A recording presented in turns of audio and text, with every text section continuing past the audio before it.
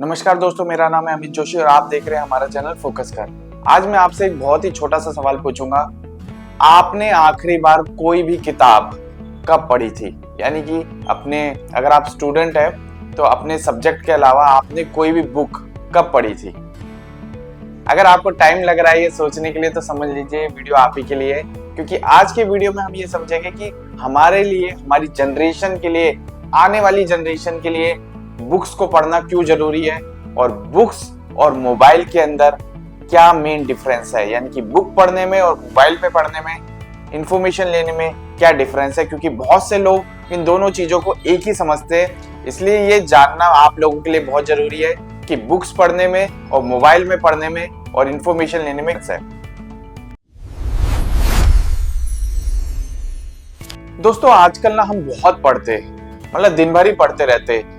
हम mobile phone पे पता नहीं क्या क्या नहीं पढ़ते, कौन कौन से ब्लॉग्स नहीं पढ़ते, कोरा पे चले जाते, फेसबुक पे चले जाते, पढ़ते रहते और हमें ये लगने लगा है कि हमें पढ़ने की आदत है।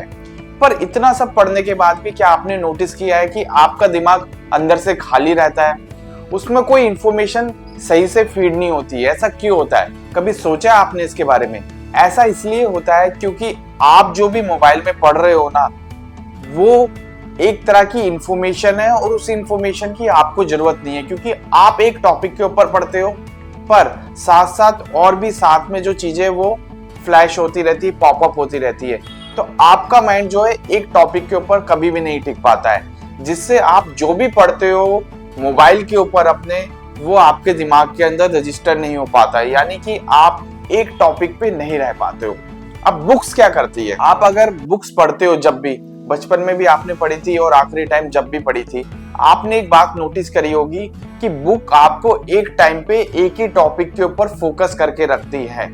यानी कि आप एक ही टॉपिक पे चले जा रहे हो, आपका माइंड के अंदर वही सारी चीजें ऑब्जर्व हो रही है, सारी चीजें आप समझ रहे हो अच्छे तरीके से।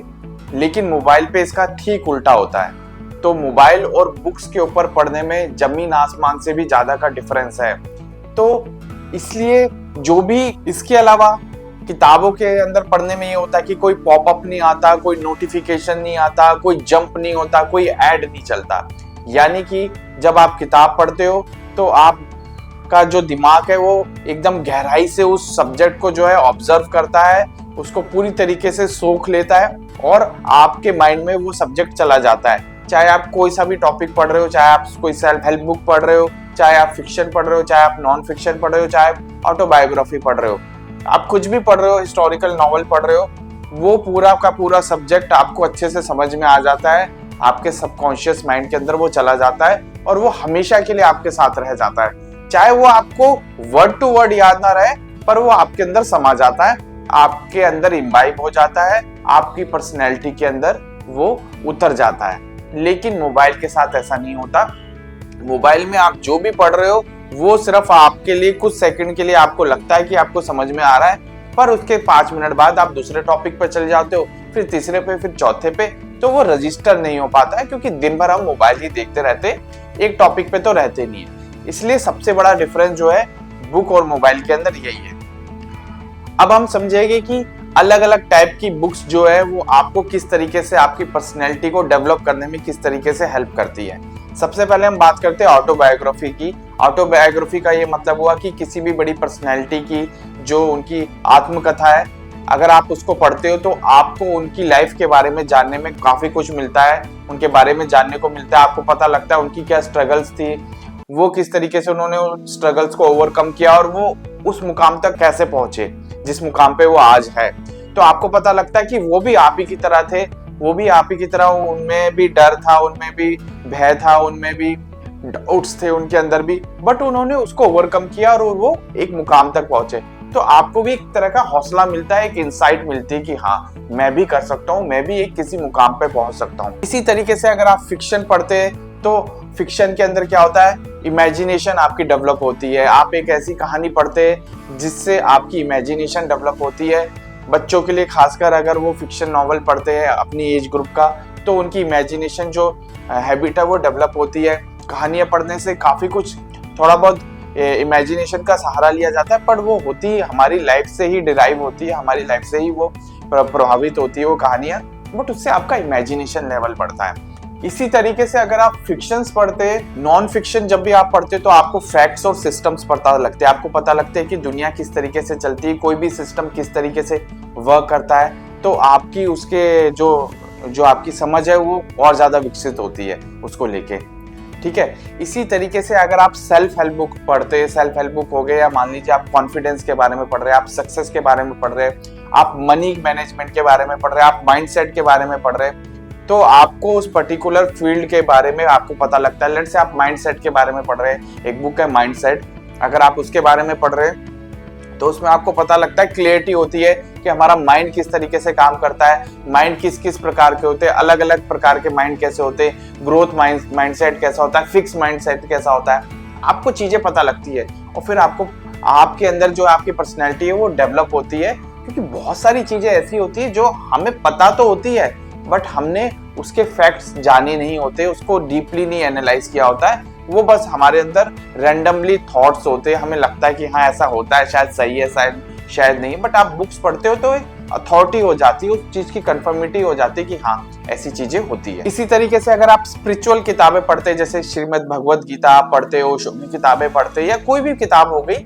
जो भी आप स्पिरिचुअल किताबें पढ़ते, तो उससे आपके अंदर एक जो है कामनेस आती है, शांति आती है, आप अपने जीवन के बारे में काफी सारी ऐसी चीजें समझते जो आपको नहीं पता थी। स्पिरिचुअल लेवल पे आप जाते और आप काफी शांत हो जाते, पहले से ज्यादा स्थिर हो जाते और आप चीजों को बेहतर तरीके से समझने लगते हैं। तो स्पिरिचुअल किताबें आप एक अलग तरीके का जो है एनवायरनमेंट देती है। तो आप अब तक इस वीडियो को देख के समझ गए होंगे कि अगर हम किताबें पढ़ते हैं तो उसका हमारे अंदर क्या प्रभाव पड़ता है। ठीक है, अब मैं आपको बताता हूँ कि आज की लाइफ में अगर अलग अलग सेगमेंट के लोग किताबें पढ़ते हैं तो उन्हें क्या क्या फायदे होने वाले।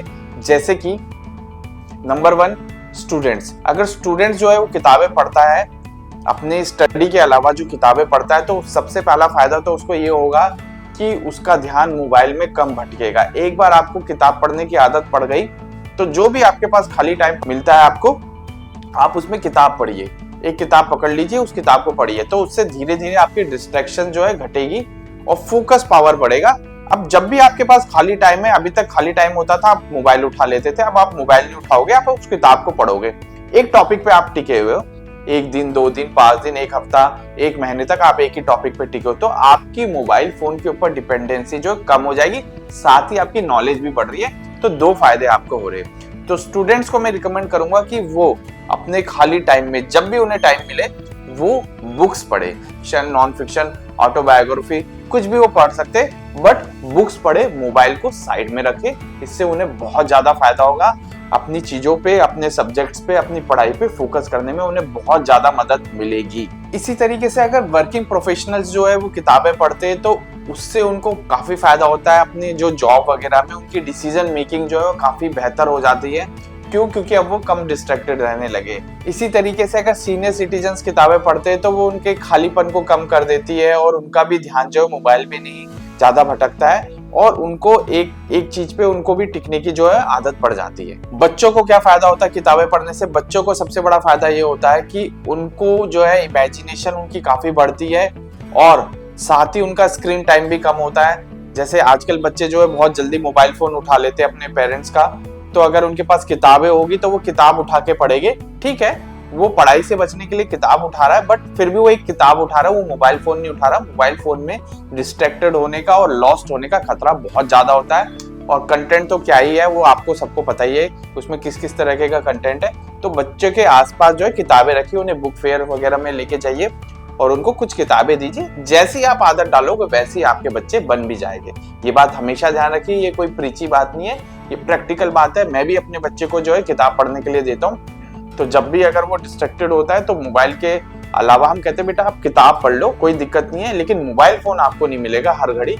आपको मोबाइल फोन एक टाइम के लिए मिलेगा, ऐसे नहीं है, और वो भी तब मिलेगा जब उसमें आपको कुछ कंस्ट्रक्टिव चीज देखनी है। अदरवाइज ऐसे नहीं सिर्फ आप टाइम पास के लिए मोबाइल उठा रहे हो। ठीक है, तो किताबें जो है बच्चों का जो है मोबाइल टाइम वो जो है काफी हद तक कम कर देती है। एक बात और मैं कहना चाहूंगा इस सब एज ग्रुप लोगों के लिए कि किताबें अगर आप पढ़ना शुरू करोगे तो जो हम आजकल बहुत ज्यादा ही क्वेश्चन करते हैं कि मैं मोबाइल कैसे छोड़ूं, मोबाइल कैसे छोड़ूं, तो ये एक बहुत बड़ा फैक्टर है मोबाइल छोड़ने के लिए। अगर आप किताबें पढ़ते हैं तो आपका स्क्रीन टाइम कम हो जाएगा, क्योंकि आपका माइंड जो है ना स्लो प्रोसेसिंग में आ जाएगा, यानी कि वो धीरे धीरे ऑब्जर्व कर रहा है चीजों को।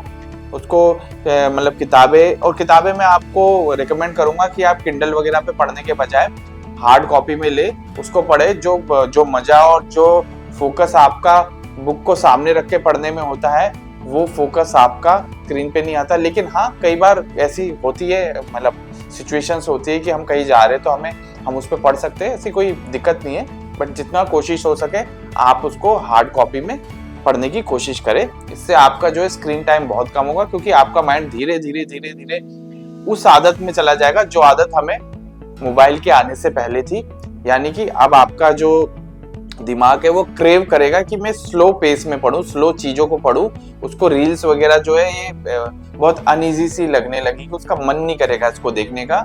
और होता भी यही है कि जब तक आप रील्स देख रहे हो आपका किताब पढ़ने का मन नहीं करेगा, लेकिन जब आपने किताबें पढ़नी शुरू कर दी तो फिर आपका रील्स देखने का भी मन जो है वो कम हो जाएगा।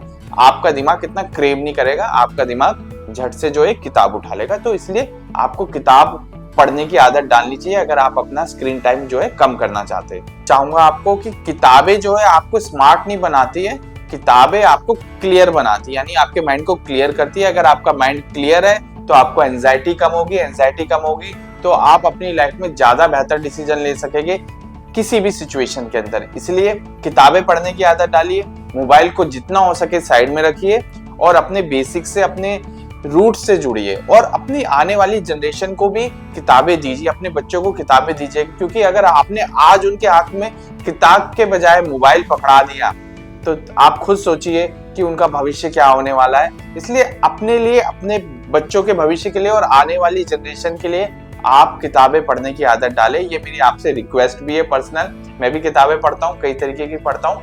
आपको जिस तरह की भी किताब में इंटरेस्ट है, रुचि है, आप उसे पढ़िए, लेकिन पढ़िए जरूर। तो ये वीडियो अगर आपको अच्छा लगता है तो प्लीज इसको अपने दोस्तों के साथ शेयर कीजिए, ताकि उनको भी एक बार के लिए तो झटका लगे कि हाँ यार, मुझे किताब पढ़नी चाहिए दोबारा से। मैंने किताब पढ़ना छोड़ दिया है और मैं मोबाइल के अंदर बहुत ज्यादा लॉस्ट हो गया हूँ। तो किताबें पढ़िए। हम दोबारा से मिलेंगे एक और नए वीडियो में।